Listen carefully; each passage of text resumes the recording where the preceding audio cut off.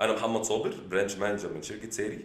الفتره اللي فاتت بعد ارتفاع سعر الدولار قيمه الفلوس قلت جدا، فده اي حد بيستثمر دلوقتي وحاطط فلوسه في البنك فقيمتها بتقل.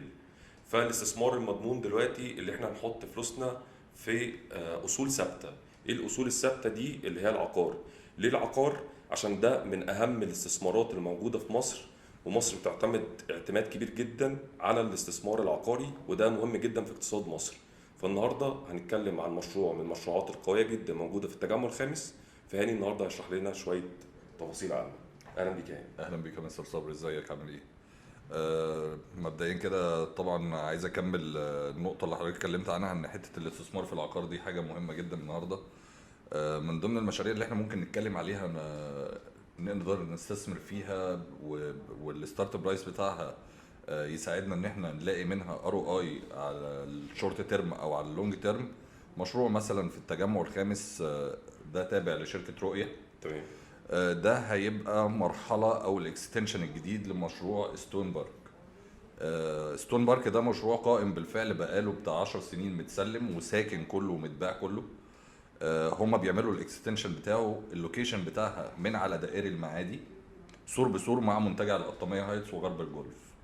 مين شركة رؤية؟ شركة رؤية عاملة عدة مشاريع قبل كده، من ضمنهم مشروع تلال الساحل وتلال السخنة، وعاملين ستون بارك، وكانوا عاملين جبال السخنة وستون ريزيدنس، بس دول اتباعوا لشركة تانية ومتباعين وهم مبنيين اوريدي. فسبقت اعمال الشركة سبقة محترمة، تسليماتهم محترمة.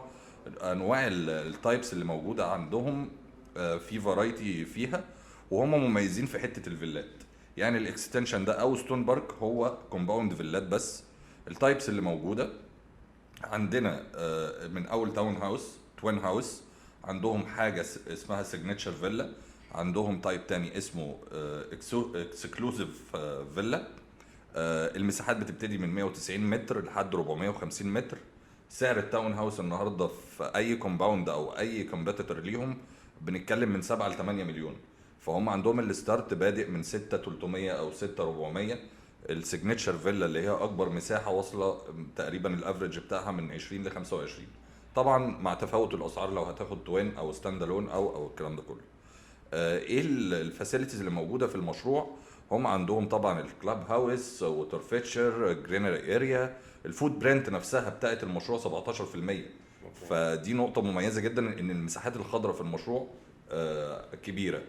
ميزه المشروع كمان ان الفيلات مش هي جيتد، بس كلها مش التاون هاوسز لوحدها والتوينات لوحدها والستاند الون لوحدها، لا كل واحده جنب بعض. فانت عارف الكوميونتي اللي انت ساكن فيه الكاتيجوري بتاعه شكله عامل ازاي. فالنهارده انا لما بحط فلوسي في حاجه زي كده، استلامها كمان 3 سنين. النهارده 3 سنين ده بالنسبه ان انت هتسكن في منطقه زي التجمع، منطقه عايشه، ممتاز. ممتاز جدا. تمام. لان انا بستلم بيتي، فانا خلاص انا كل حاجه متمهده لي. مش هنتكلم مثلا يعني ده ما يمنعش ان مدينه مثلا زي مدينه المستقبل مدينه طبعا كويسه جدا، بس لسه قدامها شويه. يعني لسه قدامها شويه ان هي تكون عاشت. فالنهارده هستلم كمان سنتين ونص او 3 سنين، which is يعني حاجه كويسه. بلس ان اللوكيشن بتاعه بريميوم لوكيشن. لسه كنت اكلمك عن القصه دي. بالظبط. ليه اللوكيشن بتاعه بريميوم لوكيشن؟ احنا قريبين من كل حاجه. اولا انت لو جاي من على دائري المعادي، انت بينك وبين المعادي بالظبط 10 دقائق ربع ساعه بالعربيه. اوكي. لو عايز تخش قلب شارع التسعين، انت مجرد ما بتخرج من الكومباوند انت هتخش الدخله بتاعه الجولف او غرب الجولف، انت بقيت في التجمع. اخر الشارع ده هيوديك على التجمع الثالث. لو عايز تخش شارع التسعين، المدخل اللي بعده على طول دخلت شارع التسعين، انت بقيت في قلب التجمع وكايرو فيستيفال سيتي ومول داون تاون. هي دي اللاند مارك اللي معروفه هناك. لو حابب تروح المطار او طريق السويس ربع ساعه بالعربيه 10 دقايق. لو حابب تنزل طريق المشير وتروح مثلا مصر الجديدة أو مدينة نصر، برضو 10 دقايق ربع ساعة بعربيتك. فهو بريميوم لوكيشن، يعني اللوكيشن بتاعه مميز جدا. من ضمن الحاجات برضو اللي ممكن نتكلم عنها التسهيلات أو أنظمة السداد. Payments. البيمنتس بلان بتاعتهم اوكي. يعني برضو كويسة، إن هم عاملين بيمنت بلان 5% مقدم، وبتدفع 5% بعد 3 شهور، والباقي أقساط متساوية على 7 سنين ونص. تمام. فدي برضو ميزه كويسه. يعني النهارده كل الديفلوبر بينزلوا حاجات لو انت عايز تستلم حاجه قريبه في خلال سنه او سنتين، على الاقل لازم تكون مسدد من 30 ل 50% من قيمه اليونت اللي انت واخدها.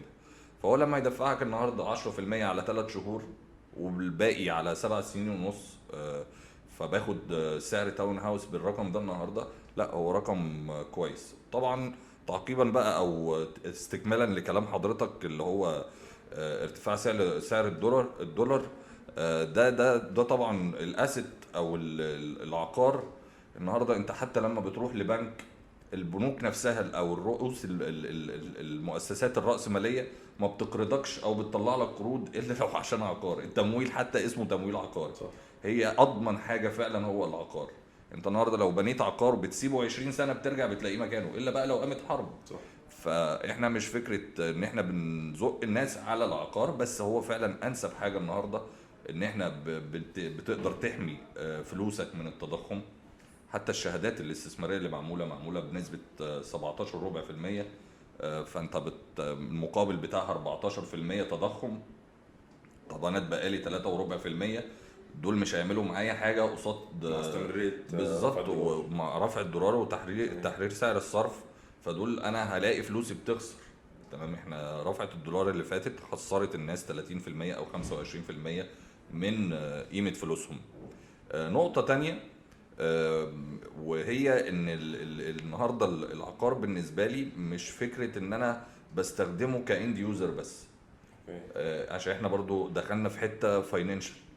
انا النهارده لو معايا فلوس وحتى باخد الديسيجن عشان اشتري عقار انا هعيش فيه، لازم احط في البلان بتاعتي او الفيجن بتاعتي ان انا العقار ده بشتريه برضو فور انفستمنت. يعني لازم اي حد بيشتري النهارده لازم يبقى شايف النقطه دي قدامه، حتى لو هو يستخدمها، حتى لو هو يسكن فيها. بس لو هو حابب يعمل بعد كده ابجريد او قابلته اي تهديدات في السداد او تعثر، يبقى قادر ان هو يعمل لها ريسيل ويطلع منها بسهوله. فدي بنلاقيها ازاي؟ بنلاقيها ان انا دافع مقدم قليل واخد اطول مده سداد ومستلم عقاري في وقت بدري، بلس المطور العقاري اللي انا مشتري عنده يكون عنده سابقه اعمال محترمه وحد تراستد. دي بتفرق كتير قوي مع العميل وهو جاي يشتري. ممتاز جدا. شكرا جدا يا هاني. متشكر جدا يا مستر صبري. طبعا لو العملاء بتوعنا عايزين تفاصيل اكتر سواء عن الكومباوند اللي احنا اتكلمنا عليه او عده مشاريع تانية، يا ريت يتواصلوا معانا سواء على الارقام اللي هتظهر قدامهم على الشاشه او على البيج بتاعتنا على الفيسبوك او السوشيال ميديا.